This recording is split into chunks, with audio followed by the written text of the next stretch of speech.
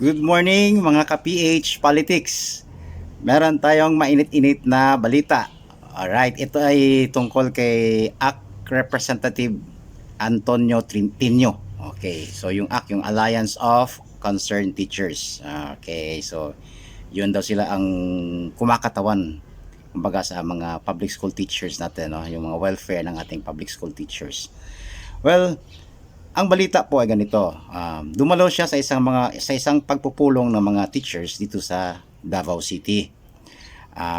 Meron pong isang teacher po na naglakas loob talaga na nagsalita at pinabulaanan yung mga pinagsasabi ni ACT Representative Antonio Tinio.